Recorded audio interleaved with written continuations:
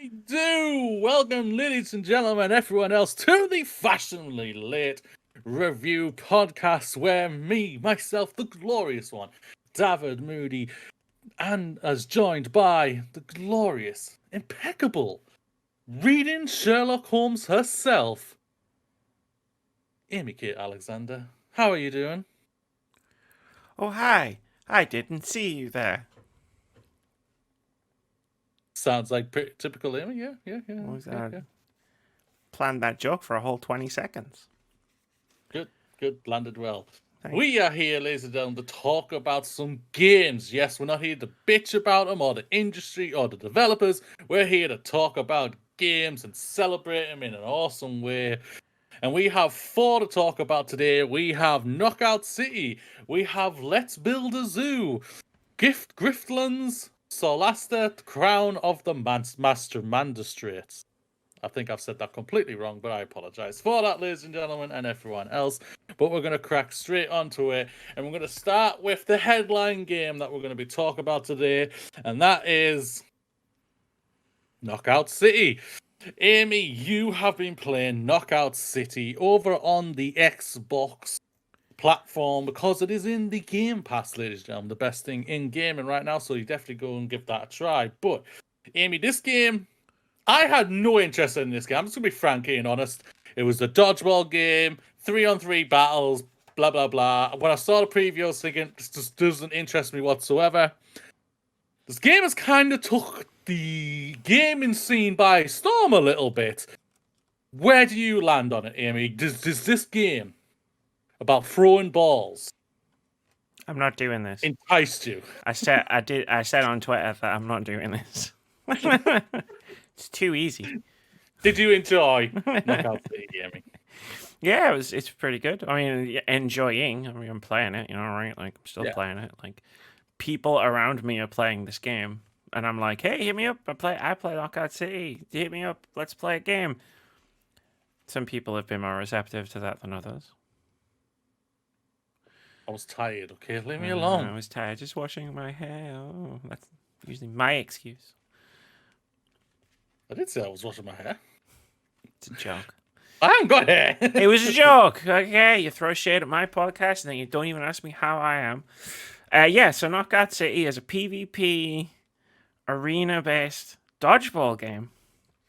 I like arena-based multiplayer games. Like, I feel like we had this argument. I had this argument with Foxes on the podcast last week where I was like, oh, Sea of Thieves, but there's nothing, there's no progress, blah, blah. And I was like, games can just be fun. I feel like it was winding him up more and more because I literally just sat there the entire time going, but games can just be fun though. But so are you saying next year on the Fantasy Critic you're going to be saying Knockout City is good actually? Well, no, because no one's arguing with me. That's true. Like no one is. That's true. No one is. What I'm going off. So Amy, continue. It's it's a dodgeball game. You know how dodgeball works. You throw balls at people, and you hit them in the face, and they die. Does it have the 5Ds? Probably. I don't know. It's that fast paced. I haven't really stopped to check. No one threw a screwdriver. No one threw a wrench at me though, so it's fine. Yes. And I never had to run. Well, actually, you do have to run in traffic on one level, so I guess that's the thing. That's our old ass movie. No one's gonna get that reference. That movie's super. I did. Now. You did. That's all that matters, Amy. Yeah, sure. So there's like a bunch of different modes in the game. They're all on timers, but they're all on different timers. So there's like 4 modes at any given time, and they all go through and like rotate. So you get new modes in and out all the time, which is a pretty good idea. I've heard these multiplayer games can get quite stale. I mean, I wouldn't know. I play games for fun, so I don't give a shit about levels and numbers and XP. It's like I'm unlocking stuff on this weird it's like a battle pass, but it's not a battle pass, but it works exactly like a battle pass, and it's like, but all the stuff's randomized. So like, if you and I hit level 10 at the same time, we'd get an outfit, but we'd probably get different outfits, and it's pretty cool. Like, I don't give a shit. I'm here to throw balls at people. That's true. And it's pretty fun to throw balls at people. That is true. It is. It's fun to throw them, kick them, even though you don't kick them in this Yeah, game, kick but 'em. either way. Yeah, no. I've seen some interesting, unique game mechanics too of this. Like you can capture someone in a ball and then throw them, I believe. So Yeah. what other things have they got? What skills what have you got in this game that make it a little bit unique? So you've got the basics, which is, catch ball, throw ball, right? Like it's 3v3 multiplayer, so if you can just picture any arena-based multiplayer game you've ever played, it's just the rules are simple. Like I spent all of my time playing team deathmatch, which was literally just first to 10 wins, and then it's like 2 rounds. So like you have to win best of 3, and you just run around in whatever level, and you just throw balls at each other. Like it's very simple in its core gameplay mechanics, because dodgeball is very simple in its core gameplay mechanics. It's just this is instead of being like on either side of a hole, you run around a burger place or I'm trying to remember the levels. It's like a construction yard with a wrecking ball swinging backwards and forwards that can like send you flying and stuff like that. But yeah, you're essentially what you're just trying to do is you're just trying to throw balls at people and hit them, and catch balls as people are throwing them at you. But as simple as and easy to pick up as it is, like there's some skill to it. So like there's trick throws. You can throw a ball as a curve, so it goes. Yeah. You can. It's like you do a backflip thing and throw it up, and then it goes up and down. And the catching's really interesting as well, because like when you hit the catch button, it's a trigger on the Xbox. When you hit the catch, it's like you do like an animation, and you go wow, like catch it, and that you can't do it again for like a second. Like you recover, so like you got to time it right. So like when the ball is just about to hit you, you got to go and catch it. Otherwise, you get hit, and that's not good, because that's not what you want, really. The other thing I'd say is the core gameplay is holding down the trigger to like throw the ball. Like it just locks you on, so there's no aiming in this game. You don't have to. Once you pull the trigger down, if there's an enemy within range and you can see them, you're locked onto them. You're like Cool. staring them down like in the Wild West, like ready to go. Which is cool, because like I think one of the reasons this is caught on so much, because I saw the thing, there's like 5 million people have played it. Like aside from the fact that it's free at the moment, is that I think that's it. I think because it's simple to pick up. And it's pretty simple to master as well. Like all you have to do is, like I say, throw the balls at people so that you hit them, and catch them when they throw them back at you. And the fact that you don't need to aim, there's no aiming involved, I think takes a lot of makes it a lot more accessible. Yeah. It's really is interesting, and I think like I will get sorted where you may have a game and everything, probably even stream it. Definitely. I Definitely. Something that'd be fun to do and whatnot. To answer your actual question, I was building the foundation before it's like I have to talk about the beginning you gotta mechanics. lay the foundations first. Yeah. Got to talk about the beginning mechanics before I start talking about the wacky mechanics. So, yeah, that's all the basic stuff. Then, on top of that, every match that you play, you'll have like a random special ball. So, like, if you think back to like Halo, for example, where the weapons are on the maps, like all of the balls that you pick up are on the map. You don't start with one, right? They're all on the maps, so you have to run around and pick them up. Like, if someone throws one at you, like I've had like matches where I'll throw one at someone and it's hit them and it bounced up, and then I'll just jump and catch it again and be like, I'm gonna fucking destroy you. It's a very satisfying game. But like on top of that, there's special balls which will spawn in specific parts of the map. So if you think to Halo, where like the rocket launcher, like wherever the rocket launcher spawned on a map in Halo, in a multiplayer Halo game, people would fight over it, right? Because you want the rocket launcher. That's pretty much 4 kills right there. It's the same thing as this. It's like you'll end up fighting over the special balls, and the special balls are really cool. So the one you mentioned is a mechanic, but there's also a special ball that can do it. It's called the cage ball. And you can throw it at someone, and it puts them in a cage they can't get out of. And then you can pick them up, and you can throw them at someone. Or you can just pick them up and throw them off the edge of the level and get a free kill. there's also things like the sniper ball, which you hold down for ages, but like when you throw it, it goes off like a rocket. Like the person who's defending against that needs to anticipate when you're actually going to throw it, because they need to block before you've even let go. Yeah. Like that's how fast it's going. And I don't want to say I've got the achievement for doing exactly that, but I did actually catch a sniper ball. No big deal. When you catch a ball, you can throw it back faster as well, which is a nice touch. Like, You're like, yeah, like it powers up so you can throw it back even faster. But you can get into this thing where it keeps speeding up as if you throw it back. So you're like Spider-Man in Civil War, where Bucky throws something at Spider-Man and he says, "Yo, buddy, you dropped this." You can legitimately do that. Yeah, you can. That's the whole thought of it. Yeah, so you've got that, and then on top of those special walls, and you never know what you're gonna get going in. So like it does a thing where it randomly selects one before the match, and then you go, oh shit, it's this one. Like bomb balls or cage balls, sniper balls, moon balls are fun because you can just, when you're holding it, you can just go and like low gravity jump, so you can get really high. And on top of that, you can also be the ball, Mooney. Be the ball. You can roll yourself up into a ball, and somebody else on your team can pick you up and throw you at someone.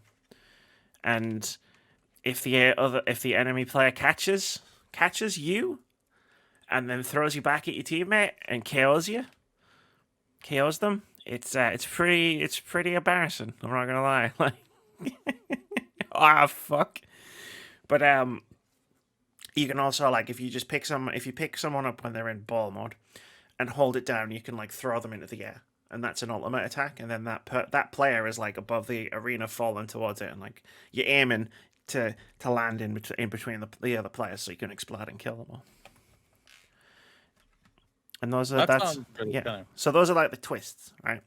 Like obviously there's the arenas, and they're really fun. Like there's an arena which is like, it's like a circle around the outside, and then there's like this burger joint, like 2-level burger joint on the inside, but it's rotating. So like the walls are constantly rotating to block the doors. And like there's the one I mentioned before, which is the construction yard, where there's the wrecking ball swinging backwards and forwards in the middle of it. And you can use that to your advantage. It doesn't hurt you. It just sends you flying if it hits you. But you can use that to get across the map, run away from people. You know, like you need a fast getaway. This fucking wrecking ball, it'll do the job. That was really, really canny. Obviously, you've only played one mode, you say, didn't you say, the deathmatch? Well, it's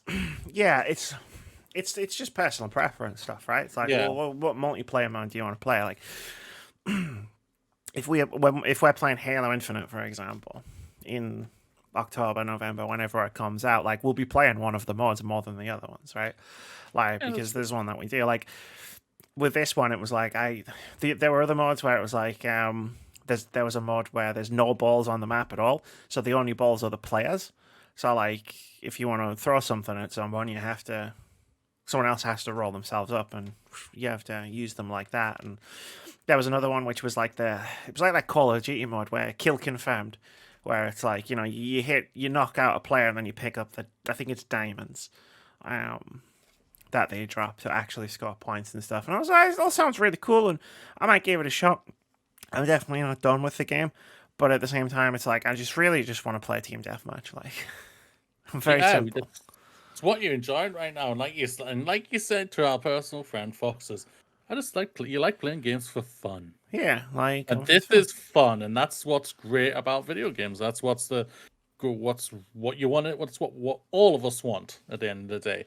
But like I've always said, Amy, no game is perfect. Is there anything in this game that hasn't worked for you personally? I don't think so. I'm reading through my notes now. I've got like a bunch more. But anyway, anything else you want to talk about? Bring it up. No, don't be. No, I want to answer your questions first, though. Yeah, I know. Not especially, Moody. Not really. Like, it's got a big population. Because like one of my concerns was this would get Rocket Arena, right? Like that Rocket Arena was a fun game that came out last year, and me fucker played it.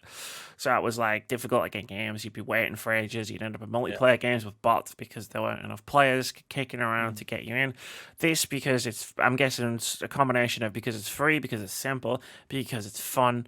Like it's got a massive player base. I hit the button to start matchmaking, finds me a match instantaneously. Yeah, you did say that to us and our friends and everything like that. That's simple, straight in and out. It screams like a game that's simple to play, but probably difficult to master if you want to really get into it. You can really get into it. Like, you really can. Like, there's a lot.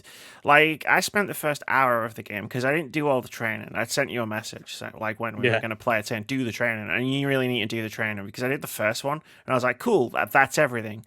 I'm sure. Like, the announcer was like, hey, why don't you take your new skills into a game? So I did. And I didn't think there was 5 other training modules, really. So I just went in with the very basic skills and I was still having a good time. I was still doing pretty well. Like, I didn't know any of the advanced mechanics that I told you. I didn't even know how to dodge. I figured that out for myself. Like, I literally just knew how to throw and catch the ball. That was it. And you do all right, but like, it's very fast paced.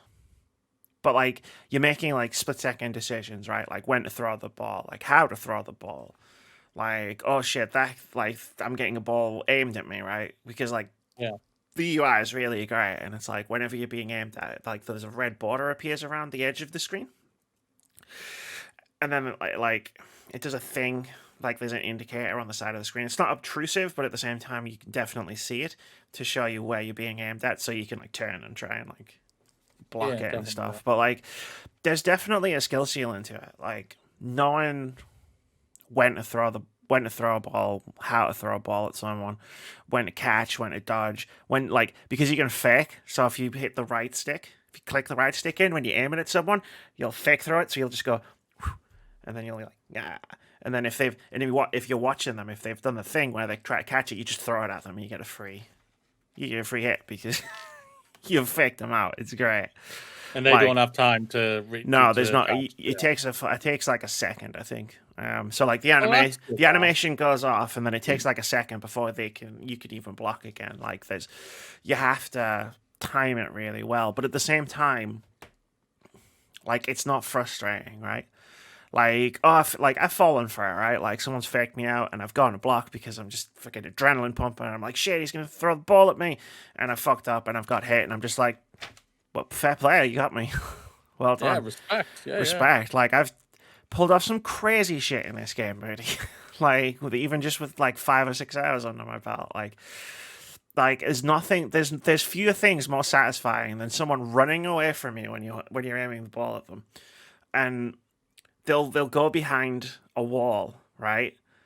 And you'll just curveball a shot at them, and it'll just go around the wall, and you'll just hear, because the audio design's really good. I'll talk about that in a sec, but you'll just hear that sound that you've hit them. And you can't see them, but you just go, "Yeah, I fucking got you, mate." Got you. you try to get away, and it didn't fucking work. Like there was a match, and I don't have. Should probably put the gameplay footage on, and I don't have because I'm thrown off because my monitor that I usually have OBS open on isn't working. So it's normally here. It's over there now. Yeah, there was one match where like it's 3v3. My 2 teammates got taken out. It's just me. I'm surrounded by like the entire of the enemy team. And I'm just like, well, I guess I'll die. Moody, I don't know how I did it. I fucking survived and I killed them all. And I was just like strutting through that fucking arena, afterwards, just like, yeah, I'm the boss now, bitch. You can't touch me. Like, you just get in the zone and you're flowing and you catch and you throw and you dodge and like eventually yeah, you just get into it while you're just flowing. And it's great. And like you can fuck up and you'll make mistakes. Like any arena based multiplayer game, you're gonna die. This isn't a battle royale, it's fine to die. Like, don't worry about it. It happens. It's just How you bounce back. Yeah, man. Like, like there you go. Like just on the footage you can see on the screen right there. So yeah, I got hit, I caught the next ball, and I threw it off someone's fucking head. You bounce back. and all of that's in like 5 seconds. Like, Very fast paced. It does yeah, it's seem. very fast paced, but not to the point where I ever, because I have some issues with like sensory input overload. So like if a game's too fast paced and there's too much going on and it's all going on Yeah. at me all at once, like I'll get really fucked up and I won't be able to figure out what's happening. And I've never had that issue with this game. Like it's fast paced but very readable. It's actually very readable. So Oh, that's fantastic. Anything else you want to talk about? I did that UI thing. Yeah, there's a couple of things. So the audio design's really good. I just wanted to give it a shout out. Every interaction of the ball with a player has its own unique sound effect. So I think that helps with make the game readable. Even when there's a lot of stuff going on, like you can like if you throw something at someone, like you can tell, like the guy who ran behind the freaking the Yeah. wall. Like I knew I'd hit him because it made that sound, like the sound that it plays when the dodgeball hits someone. It plays a different sound if they catch it, or it won't play any sound if they've dodged it and I've missed. Like so you can figure out what's going on quite well. The sound of a dodgeball hitting another player is really satisfying. It's pretty satisfying. The sound the game makes when you've successfully caught a ball is pretty satisfying. There's a lot about the sound design which is like, this is pretty satisfying. The UI is really clean as well. So like you have your health bar in the bottom left because you get 2 hearts. You can get hit twice, unless you get hit by another player who's like been balled up and thrown at you, or like a couple of special balls will just kill you outright. And then on the bottom right is the score, so you can always see the score. And that's it. That's the entire UI. Like when you're playing in game, so it's pretty clean. Just focused on throwing balls at people. Simple UI is always the best, I would say. You don't want to overclutter it. You don't want to overcomplicate it. So that's always a good thing to hear. Boom. Sorry, I just watched myself use a sniper ball on someone. It's great. Nice. I'm just looking at my left and I can just see the gameplay every now and again. I'm just like, damn, I'm pretty good at this. So I might put the carry when we play it, just so you know. It's possible. I'm pretty good at catch it. I don't want it possible. I want a guarantee. I said it's possible. I don't want a possible, Amy. You're not getting a guarantee, Rudy. Well, like, Amy. I've carried you through too many multiplayer games, right? Like my shoulders are tired, my back so. The last thing I will say is, as much as I'm like, oh, you don't need progression if a game's fun, like, which is true, but the progression in this game is pretty cool. Like, it's pretty cool. Like I said, it's a randomized battle royale. It's like a randomized battle pass type system, where everything on the track is the same for all the players, but you get it in a random order. So like you'll see what you're gonna get, like whether it's a energy drink, whether it's a new face, a new outfit, whatever it is, you'll see what you're gonna get. But like say there's 10 on the 10 outfits on the track, you'll get one of those 10, and you won't know which one it is until you reach that level, which is nice because what tends to happen is in the early days of multiplayer games is everyone's running around wearing the same shit because we're all unlocking the same shit, right? And that's not what's happening here. Like, it's pretty cool. There also doesn't appear to be a timer on this thing, so I don't have to worry about speeding my way up it if there's a piece of gear that I really want, which is nice. There's challenges and all sorts of stuff you could do for extra XP. The huge. It's not. It's a battle pass mechanic without being a battle pass because you don't buy it. So yeah. Final thoughts, Amy, on Knockout C. Yeah, I wanna. Can we just play it right now? Sack the rest of this podcast off. All right, no worries. All right, ladies and gentlemen, that is it for the fashionably late reviews. Me and Amy now gonna go off and play the Knockout C. That wasn't even a Words About Games podcast. You almost outrode us there. Wow. So, some muscle memory reflex coming back to you there, Moody? A little bit, possibly, just a That's... little bit. I went. Ooh, no. No, I would start with an F, not a G. Yeah, no, like my actual final thoughts are this is a very fun game. I'm gonna play it like for a bit. I don't know, like I mean, I'm gonna say right here and now, like I won't play it all year, and that's not Knockout City's fault. That's because Halo's coming out in 2021. But like it Halo's remind coming out, Ratchet's coming out. There's a lot of games yeah, coming. just Yeah, for multiplayer games. Like yeah. when you're in the mood for a multiplayer game, There's an F1 game coming out. Listening was with co-op.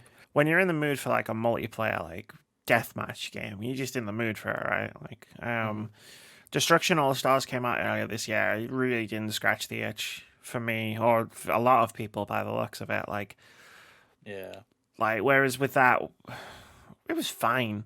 Whereas with Knockout City, it was just like, this is good. Like I can sit down and play this for like half an hour and just be like, yeah, I had fun. Like, and I will keep coming back to it. Like, Elfie was just talking in a Discord like about she wants to try it, and again, it's because it's free. If it wasn't free, she wouldn't be like, I want to try it, which is fair enough. Like, like you don't want to spend a bunch of money on a game you might not like. And I said like holler at me, like I'll play it with you. Like if we're both free, like I'll play it. Yeah, no doubt. I think the thing that hurt Destruction All Stars was Rocket League is already out. And it's I know it's not the same because obviously Rocket League's hitting a ball and everything, but you smash into things, you blow things up in your cars and you're in cars and everything. And I think that was one of the things that possibly also could have hurt. I'm not saying I'd never played it, so I can't comment on if it was any fun or anything like that. Only you can do that out of you and me here.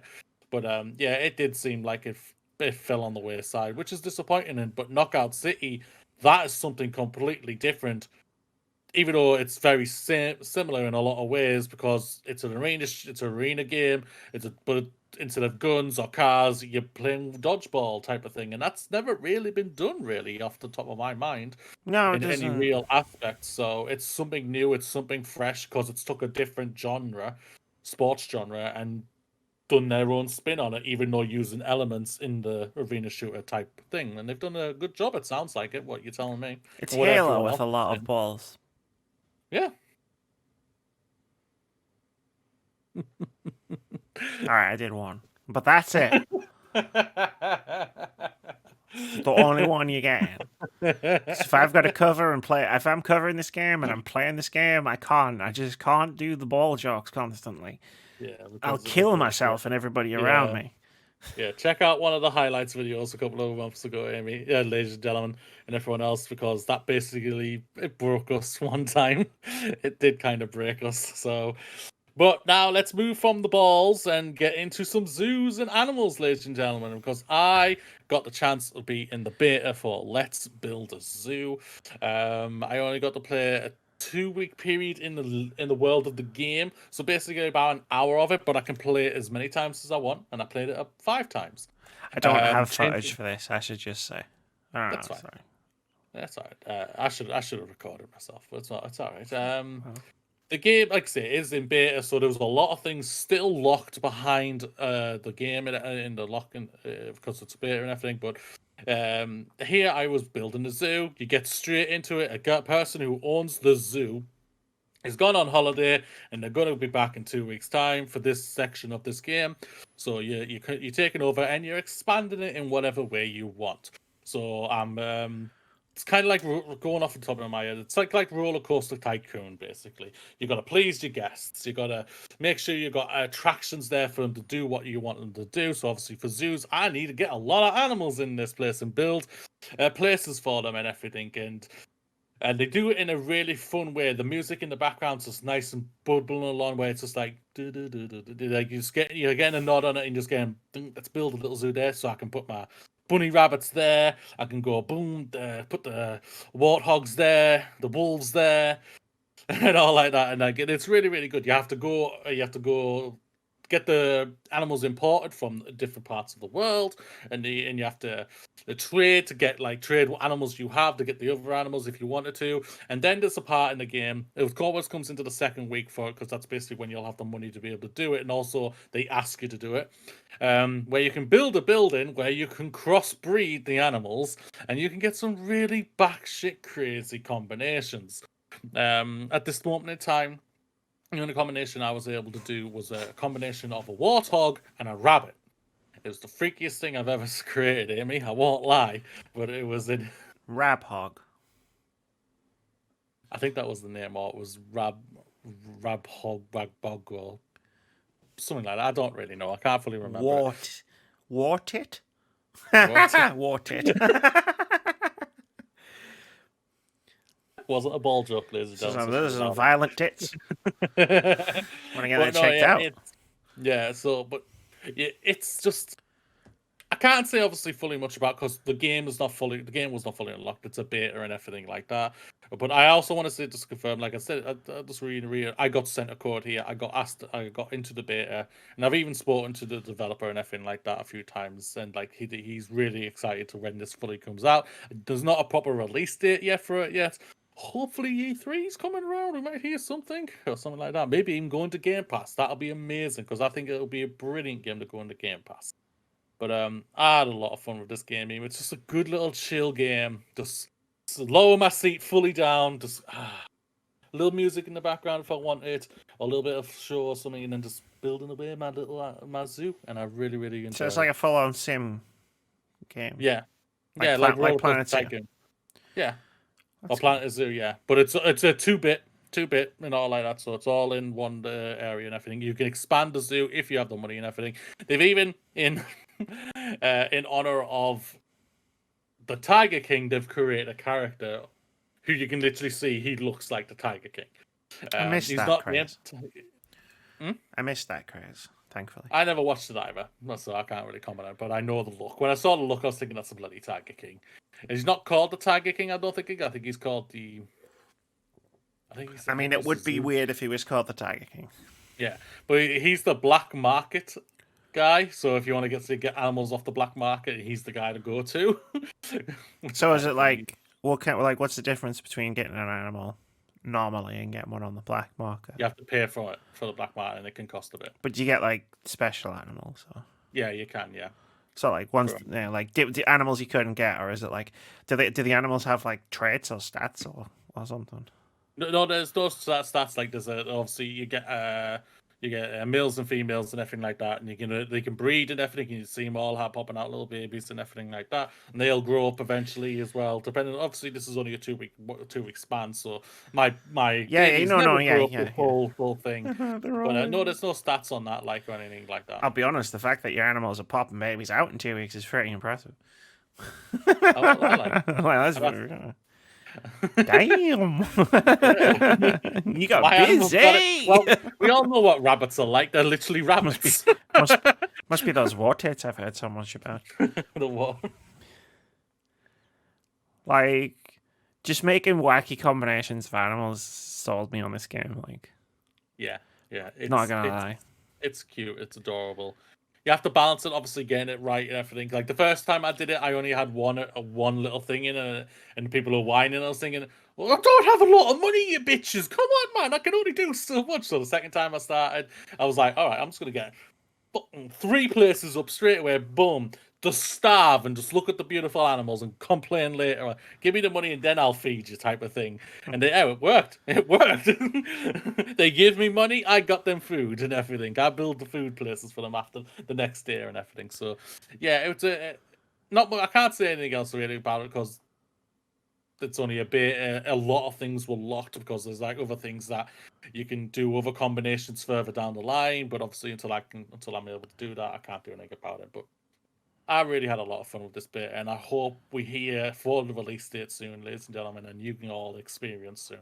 I've been told it is coming this year, so with a game in beta, kind of hopeful that means we are told close. A lot of things are coming this year. Yeah, that's true. Like, yeah, we were told God of War was coming this year. We were told Horizon was coming this year. I still stand by. I think it is. I just think they're waiting to see the rest of We- the games put their dates on, and they're going to release it. we didn't get the chance to talk about it on the podcast, but you notice how they went from it's definitely coming in 2021 to it's on target for 2021. Currently, it's like, Yeah. that language is slipping a little bit there, PlayStation. What are you to do about that, PlayStation? Why? Yeah, not I've happening. seen that. It's not happening. I don't care. Like you saw my tweet the other day. It was just like every time someone harasses someone for a game delay, they should just delay the game more. Yes, they should just delay it even more. I would. Fuck When I become a game developer, I'm getting harassed. I'm literally saying I'm going to delay it longer, just so you know, guys. I'm gonna delay this game an extra month if you aren't careful. Yeah. So that's my opinions. That's the first opinions of Knockout City and Let's Build a Zoos beta, ladies and gentlemen. But now let's get back to Amy to talk about Griftlands. Oh, me again. What is this game, Amy? I've never heard of it. So is it good? Did you enjoy it? What's it all about? It's a game I've been following along for a while. Like, it's been in early access for ages. And it did that thing, Rudy, that indie games do. That I have to keep reminding people is a thing where they just went, surprise, this game's coming out on Thursday. Like, this is literally what happened. Like, a couple of days before, and they were like, so the game's coming out. They went, surprise, motherfucker. What? I already have games downloaded. You can't do this to me. So I bought it and downloaded it on Xbox because I really wanted to play it, and I was like, it's that priorities thing. I was just like, sorry, but this one takes priority because I'm really excited for this one. Thanks. It's deck building roguelite where you play as one of three characters. I've played through the campaign as one of the characters, but they all have their own stories and their own decks. And you basically you doing whatever. Like, I was playing as Sal, who's a bounty hunter who comes back to the planet that he gets to, that he was raised on.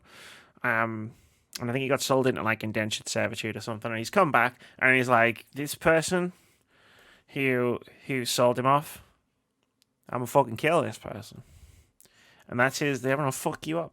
And that's his quest. So like, you go and you do that. You do jobs for people. And did I set that up properly? Yes, I did. There we go. There's gameplay. So you go and you do jobs for people and fight and negotiate with cards. It's pretty cool. So like, with any deck builder, you build a deck, and then you fight things and you play the cards. That you draw the cards out of the deck and you play them and they do whatever they say they do. Do 2 damage, cause bleed, whatever. This game you have 2 decks. And there's 2 different ways you can approach it. So there's a battle deck and there's a negotiation deck. So it is 2 kind of different styles of gameplay. So the combat deck, the battle deck, is pretty much your standard sort of deck building roguelite experience because it's a thing, it's a genre at this point. You fight monsters or people or whoever you're fighting, and you play the cards. And they do things, and you damage your opponents. And then it's like fight. You saw me play fights in tight spaces. Like in terms of like the core like fighting mechanics, it's a little bit like that, but instead of kung fu, it takes more of a party based RPG visual like approach to it. Think Slay the Spire, I would say, is always the one I would go to for that one. But there's also negotiations. So, like, you don't have to fight a lot of people, right? Like, you can negotiate with them. You can convince them not to fight you, or you can like convince them to leave instead of staying and dying at your hands, right? And I think that's really cool. So, like, the battles take place very similarly in that it's still card based. You have a deck. It's a special deck with negotiation cards in it. But you're attacking, instead of attacking a person or a monster or whatever, you're attacking a person's core argument, which has its own health. And you have your core argument, you're attacking each other's. And fundamentally, it plays the same.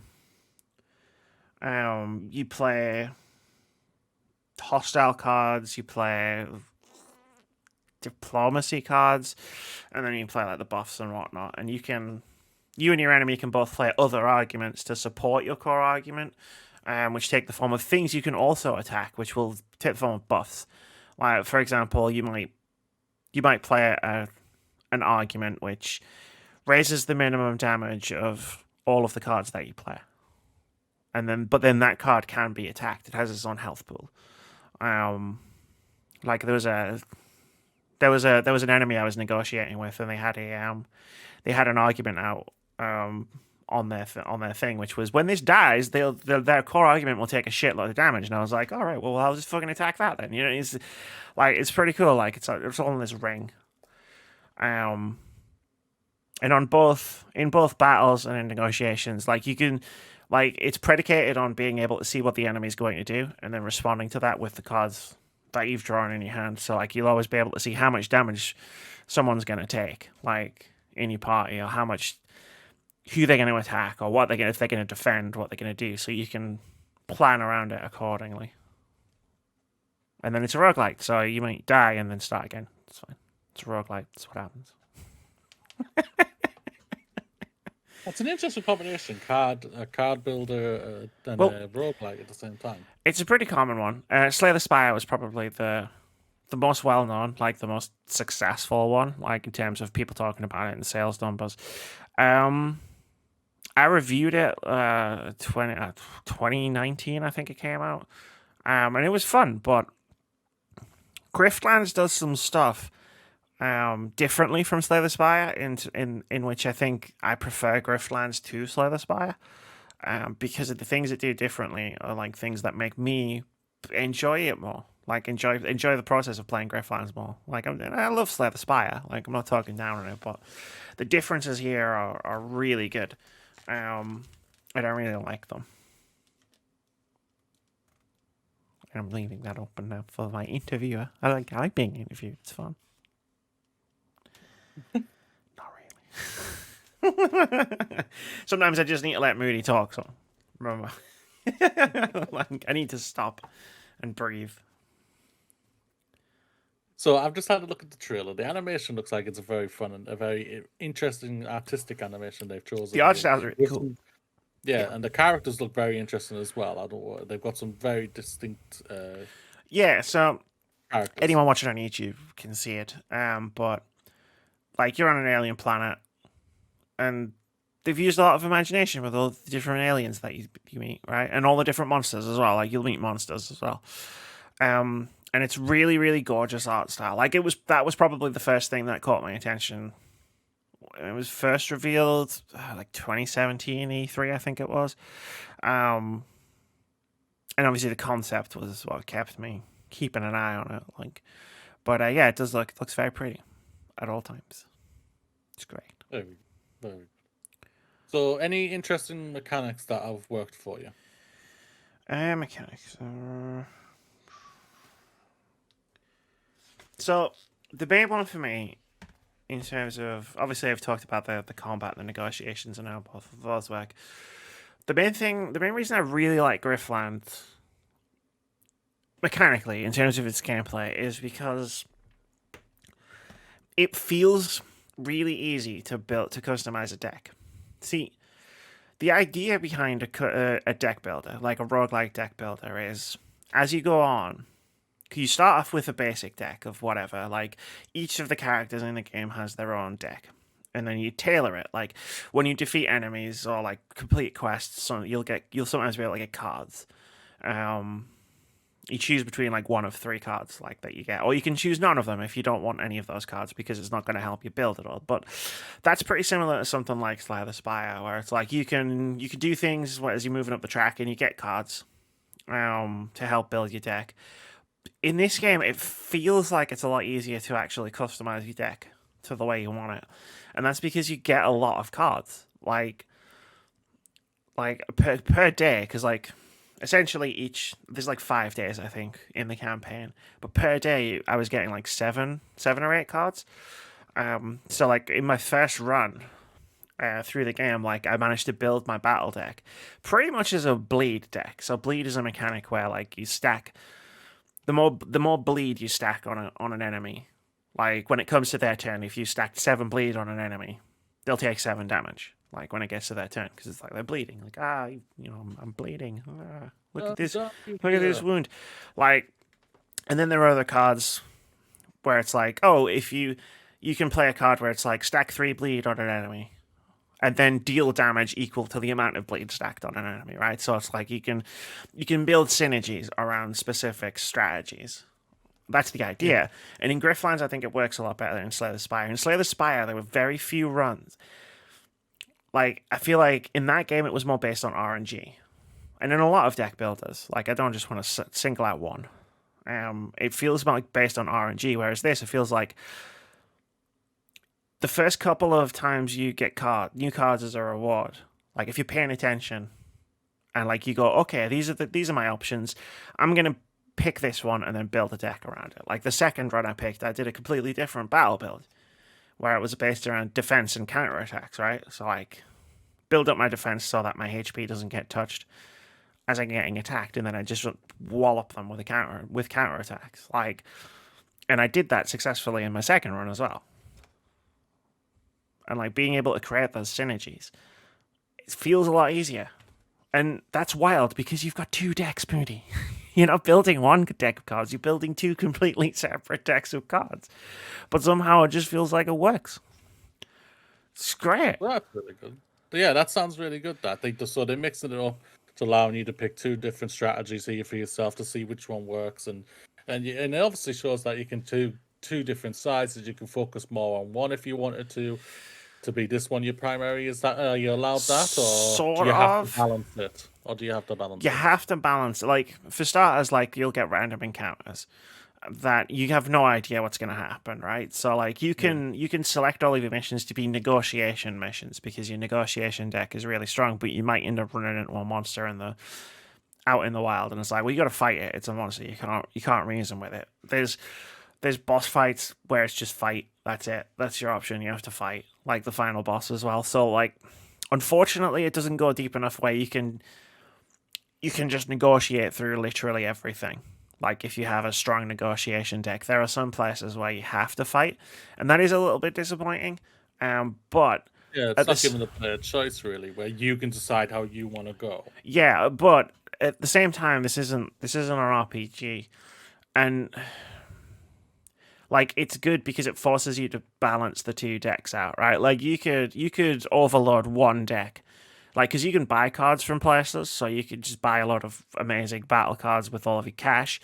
Like, you could always choose battle cards, rewards. Like, you could really stack one deck quite well.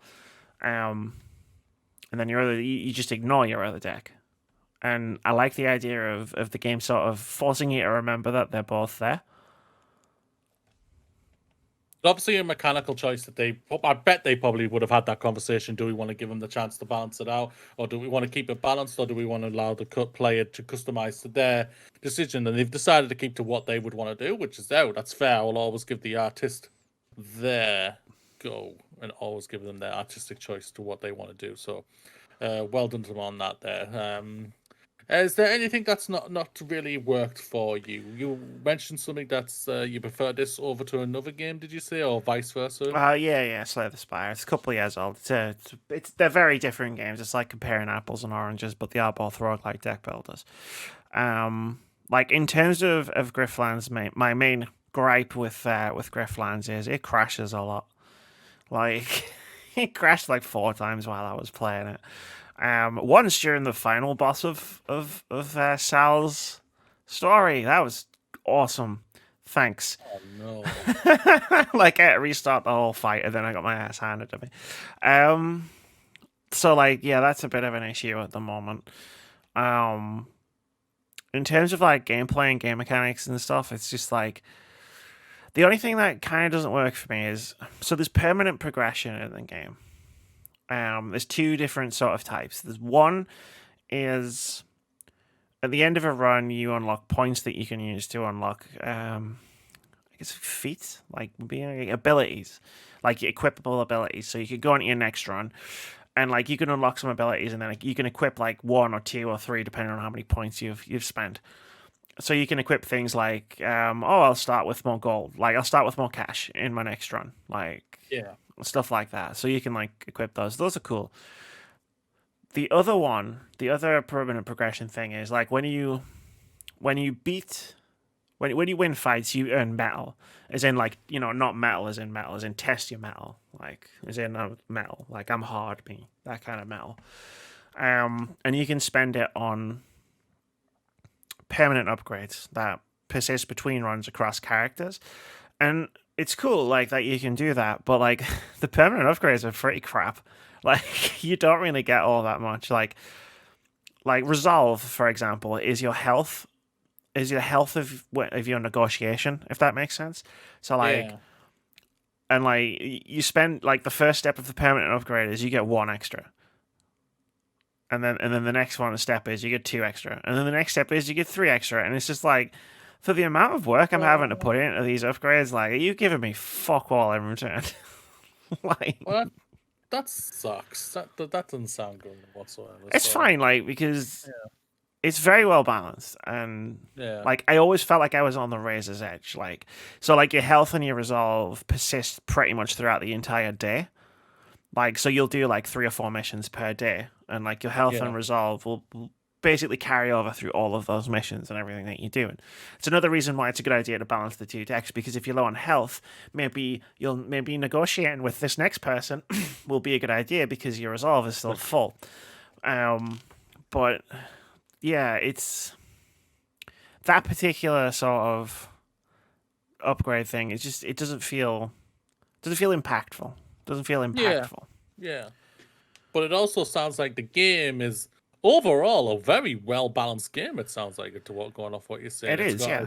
really the choices they've chosen have obviously balanced the game good enough for it to be an enjoyable experience, which is obviously which we Like want, ladies and gentlemen, and everyone else. when I was getting to the end of a day, like it was like you get to the last fight and it's like, am I gonna make this? And it's like it's that feeling that games are always trying to strive for, where it's just like you got through it by the skin of your teeth. You know what I mean? Like and like every day I always was like, I got through that by the skin of my teeth. And then you start the next day and you go through it and you do all of the quests and missions and random encounters and whatnot. And it's like, I got through that by the skin of it. You know what I mean? It's like, it's always on that sort of fine line.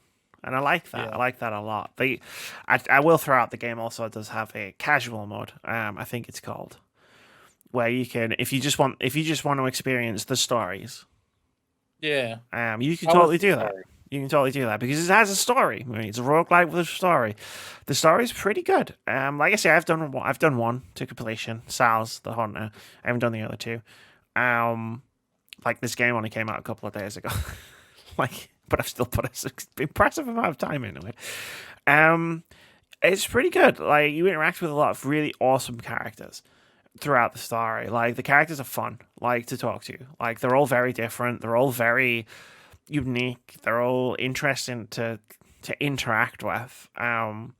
And Sal's story is kind of basic. It's like, oh, I was fucked over by this person and I'm gonna fucking kill them. And I'm going on my quest to get my revenge. And it's pretty basic, but it works. Like Sal's an interesting enough character, but like it's the characters that she interacts with that are really cool, and like you can have some banter with them, you can have some back and forth with them that's interesting.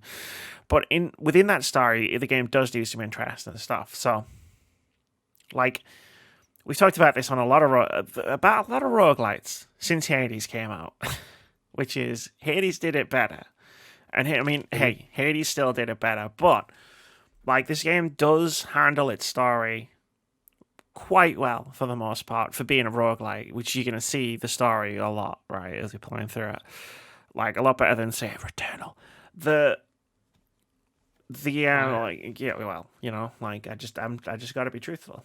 Speak my What you got truth. next, Mark? What you got next? Help me. I can't see the next cutscene. I've been stuck for 10 hours. No, in terms of Griftlands, so the main missions and the main story beats will always be the same every run you go on. So if you die and you start again, you'll still get the story.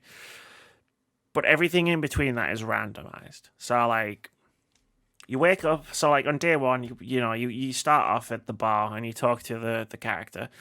there, and you get the gist of the story, and then you wander off out into the wilds and you do some missions before, at the end of the day, coming back and then getting the next part of the story. And everything in between those two bits of like leaving and coming back is completely randomized. Like the encounters that you find, the missions that you can choose from, everything's different each time you run through it. So you're seeing not necessarily different parts of the story, you're just getting to interact with different characters and see different parts of the world and do different things, which is very appreciated Yeah, I agree with in a that. game I where think you are repeating yourself.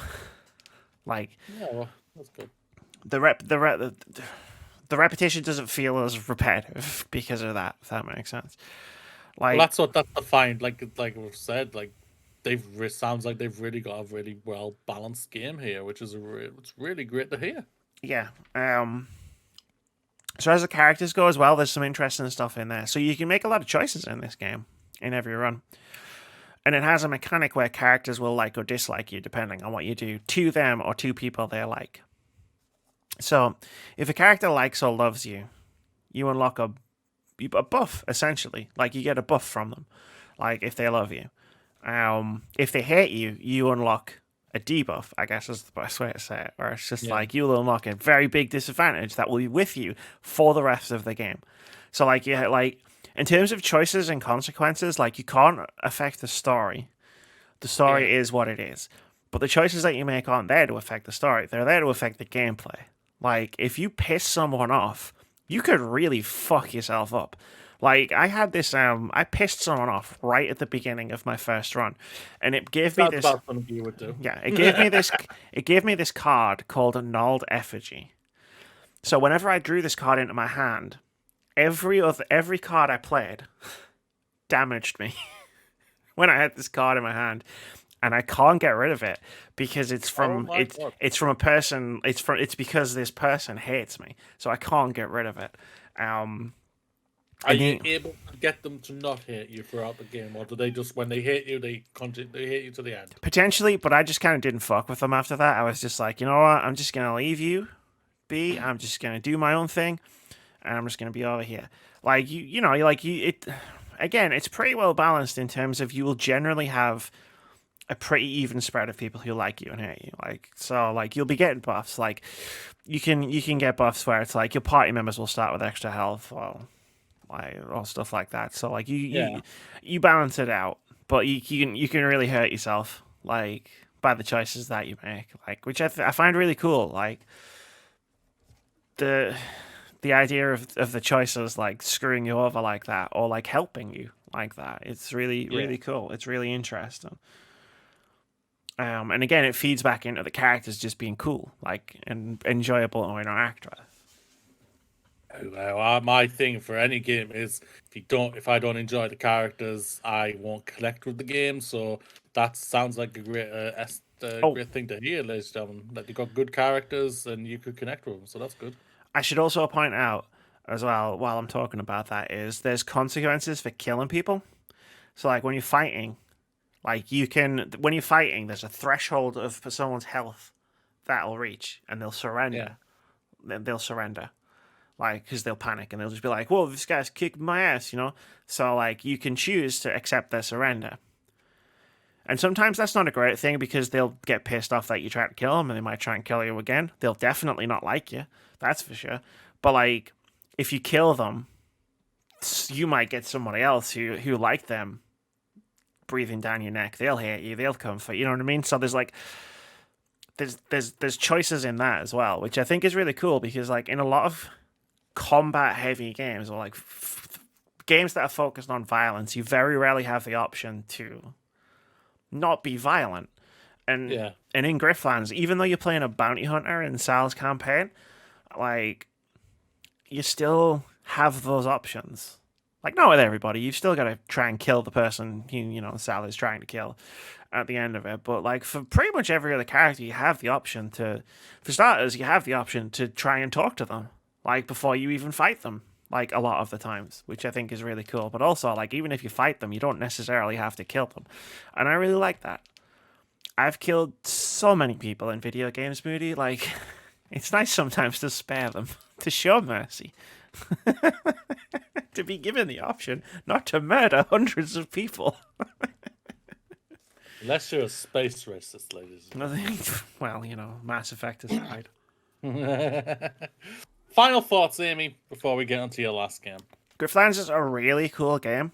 If you like card games, if you like deck builders, if you like a pretty decent story, if you like interesting choice mechanics that affect that affect more than just the story, like they affect the gameplay.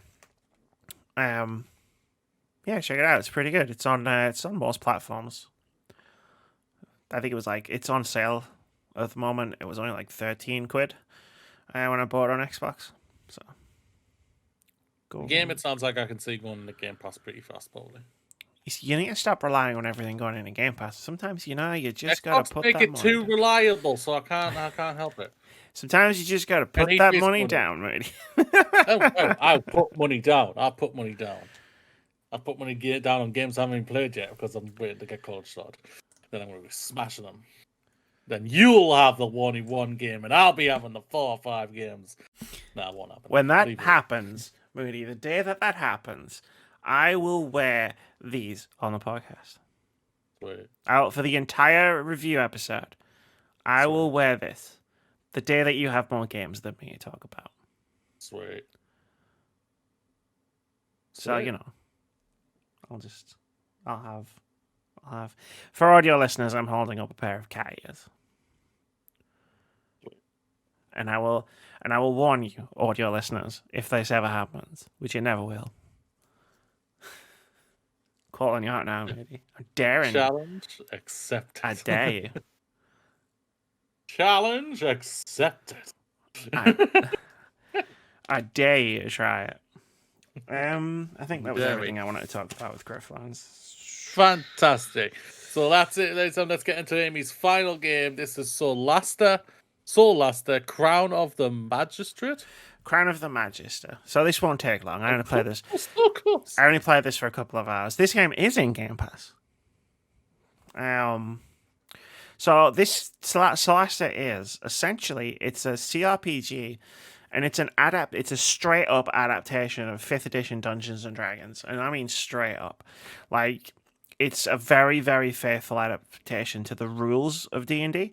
So it basically takes the core rules and just translates them into a video game and makes everything a mechanic. And there's no liberties taken. There's nothing changed. Like, it's straight up like, I was playing this for a couple hours and I was like, this is just straight up like playing fucking D&D. Like, like as far as like fucking the combat goes, I was like, this is exactly the same. Like, as D&D. You know me, Moody. I love D&D, so I was down. You did. Like, I play D&D all the time. Expert. Yes, when you're able to lock down a date, unless it's on a Thursday.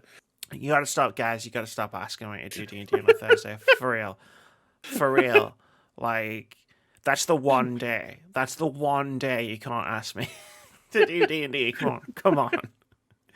So that's the one day. It's the one day. I've got 6 other days. So Solasta, so in terms of like it being a D&D game but in video game form, like mechanically it's spawn. It doesn't have like all the races, it doesn't have all the classes, which is a bit of a shame. Like, I'm not gonna lie. I essentially tried, because you have to create 4 characters to play through the campaign. Like, which is your standard D&D party size, and I legit just tried to recreate my D&D party. Like, and I couldn't, because I couldn't use all the classes. And I'm talking like basic. I'm not talking like fancy shit. I'm talking like druid. One of the classes in our party is druid, and there's no druids in Solasta, and there's a basic character class. But so it's an epic fail already, is it? Yeah, it's an epic fail. But the mechanically it's pretty spot on. And you know what? D&D's combat mechanics do make for an interesting video game. Like, it's very strange because it plays a bit like XCOM. But also not, because like you don't use cover. Why would you use cover? You're playing D&D. There's cover available, and you can move into it if you want. But like, it's very strange to play. Like, the one thing that D&D's always made me laugh about is how magic works in D&D. So like in a video game, you have mana, right? You have a spell bar and you have mana, and you push all of the buttons to do all of the spells until your mana runs out, and then you chug a big blue potion and you do it all again. And that's how video games work. That's never how it works in D&D, and that's why I never play spellcasters. So, like, for anyone that hasn't played D&D who's listening to this, spellcasters have spell slots. So they'll know spells at different levels. Like, say, level 1 spells, right? And they can cast three level 1 spells before they need to rest. There's no mana involved.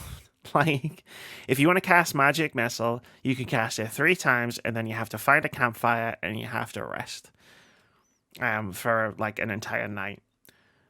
And that's weird in a video game, because, like, I was progressing through the first dungeon, let's call it, and there's a lot of combat encounters.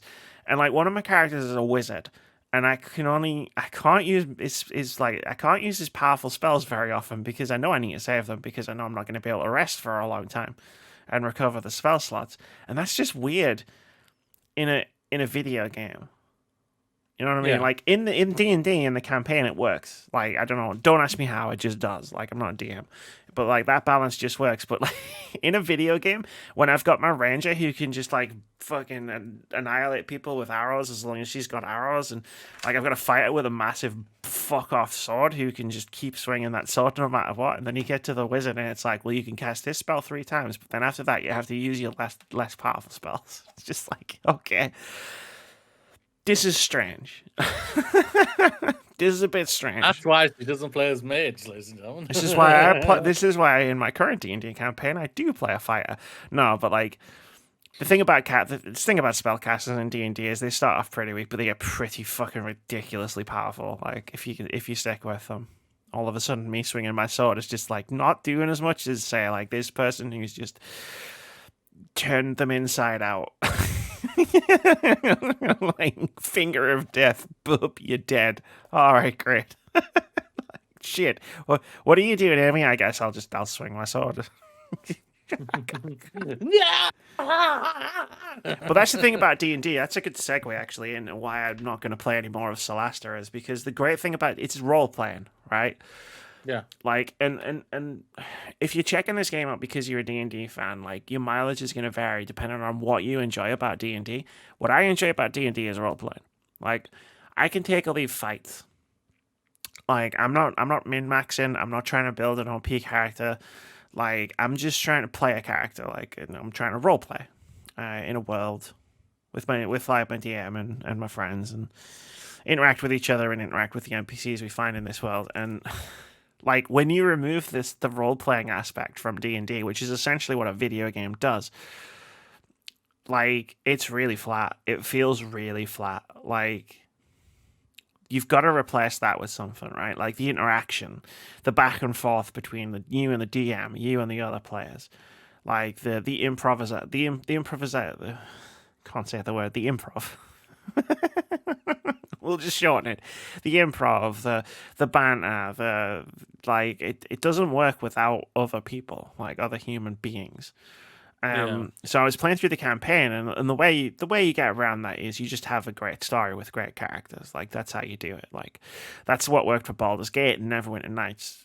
Those are D&D games, like based on D&D, set in the world of D&D, and like they replaced the people with awesome stories and awesome campaigns.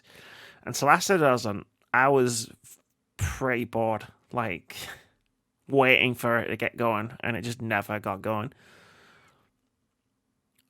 It's a real shame to say that. I'm looking at it right now. That's why I keep turning my head, ladies and gentlemen. If you ever see me turning my head, I'm looking at the game because I don't know what it is. I'm just checking it out so I can see. So it's a top. It looks like it's top down as well. Yeah, it's a pretty standard. It's pretty standard CRPG. So like Divinity, Neverwinter Nights, Baldur's Gate. You know, like the 2 games I mentioned. Like it's It's an interesting look for the game as well. I like the art style that they've gone with. Like going, I like top down games and everything like that. But so if you're not a D&D person, do you think this would appeal to people? Like say myself, I have never tried D&D or anything like that. I think I will one day. I'm very intrigued. I think you should. Fun with you and everything. I have been playing D&D since I was 14 years old. I'm not going to tell you how long that was. That is, but let's just say it's a long time. I don't know. It's impossible for me to judge. Like I know the system and the mechanic. Like I know the mechanics even though I've never played Solasta before today, I know the mechanics of it like the back of my hand, right? Because I know D&D mechanics, like, so I know exactly how this game works from a mechanical standpoint. And it's impossible for me to say whether someone who's never played D&D would even enjoy it. Like, I'm a D&D veteran of many years, and many various different systems. And when we came together to do our current campaign, in 5th edition, like I struggled to get into it because it was the next edition, so there was a bunch of rule changes, etc., etc. And I struggled to get into it, and like I can see it being, I can see like essentially if you're gonna sit down and play Solasta, you're gonna be playing D&D without a DM to ask a bunch of questions of, and I can see it being really overwhelming for players who've never played D&D before, like really overwhelming because it doesn't work like a video game should, like an RPG that you've played, like the spellcasting example that I gave before. So it'd be very difficult to get going in this game, and then the fact that the story's just not gripped me in any way. The characters are really weak, partially because you create them yourself. So there's no strong writing or characterization attached to these 4 characters. Like there's some interesting stuff in there. Like when your party's talking to and interacting with an NPC, like different responses are tied to different characters, which I thought was interesting. But there's very little deep characterization attached to the 4 main characters of the game because they have no idea who those characters will be. Because you make them. You can make a party of fighters completely. Like, I wouldn't suggest it, but you could do that. And the game wouldn't know. So, like, it can't tailor itself to that kind of thing. The way that, say, a Dungeon Master can. So, like, the story doesn't hold it up. At least not for the first few hours. And that's all I want to give it. Like, I'm you know what I mean? Like, I reached a point where I was just like, do I want to keep playing this? And the answer was no, I don't. I'm sorry. Like, it's the just... game doesn't capture you in the first few hours, so I don't think it... it did make me want to play D&D. So, you know. Just not Thursday, guys. Just remember that. Not Thursday. Anything like that. So, however, if you're a D&D fan and you are looking forward to this game and you're listening to this, and you've got Game Pass, just try it. You never know, you might click with it. It does have... Go on. No, you go. No. I was going to say, it seems like it's a game aimed at D&D people. Definitely. It may not have worked for Amy, but if you're a D&D fan, it works for you. Let us know, and let us know why. Like in the comments below and everything. We would like to have that conversation, everything like that, and have a good chat about it. What it does have is it does have a campaign editor. So you can build your own campaigns for other people. Okay. So, you know, you can sort of hack together the D&D experience out away from the campaign by like building your own campaigns for people. Well, that seems like I'm waiting for that one D&D game because right now I play D&D with my friends on Discord, right? We go on Discord video chat. We've got D&D Beyond. Our character sheets are on there. You know, I've got fucking dice. I've got so many fucking dice everywhere. You know, like just fucking everywhere. Like, like I'm gonna have to pick those up. Shit. Like that was that was box 1 of 5, by the way. Oh my goodness. Yeah, and like that's how I play D&D. Like I'm waiting for that one video game where Keith, he's our dungeon master, can pick it up and can get his campaign and can put it in a video game, and then we play through it as if we're playing D&D in his video game. And I think I'm waiting for that experience. I want someone to give it to me. And now I've got fucking D20s everywhere. That was stupid. I shouldn't have done that. Any more final thoughts before we end, Amy, for this game? Yeah, there was a D4 in my D20s. Shouldn't have been in there. Well, that is it, ladies and gentlemen. Out of the 4 games we have tried, please let us know which one of you played or you are excited to give a go and everything. then let us know what you think of the games as well, because we always want to have that conversation and everything. Just please be nice in the comments. Don't be douche. Games are for everybody. I want to do just a little bit of housekeeping. I'm gonna put the Sherlock book away. I'm gonna just do a little bit of housekeeping at the end. So we still need to talk about it, but I don't know if we're gonna be doing a regular podcast this week, just because of the timing of it. Would be like in the middle of E3, and it doesn't really seem like a good idea to do a news-based podcast during the news that is breaking, because I don't think there's gonna be much else happening in the games industry. And also the next episode of Fashionably reviews in 2 weeks will be Ratchet and Clank. Oh. And I'm excited. We're still discussing when we're going to do the Mass Effect trilogy. It's just, I'm very busy. Amy's also very busy. And we're also trying to figure out, obviously, play games and do these things and obviously stream and play the games, because we obviously got to get through the Mass Effect trilogy. Yeah, right. I think we're both on Catch up, man. Mass Effect 2. Catch up. Aren't we? You're both on Mass Effect 2, aren't you? I'm about to go through that Omega 4 relay like a boss. Yeah. Well, I've just got Tally, the best female romance character out there. So, hey, and we're gonna. What would you do if I manipulated the RNG specifically so that Tally died in my run, and then I took that footage and then I used it in the video? What would you do? What would you do? Would you be mad? I think you'd be anyway, mad. ladies and gentlemen. I hope everyone has a great week. We will be back in 2 weeks. It's E3. It's all coming up. All the games are coming. We're going to talk about them. We're going to get excited for it and everything. It starts this Thursday with the Summer Games Fest live stream. So go and give that a chance and crack it out. And Microsoft and Ubisoft are coming up soon as well this week, next weekend as well. Bye. Say bye, Amy. Bye, Amy. Bye. Horizon Zero Dawn. Look. Ooh.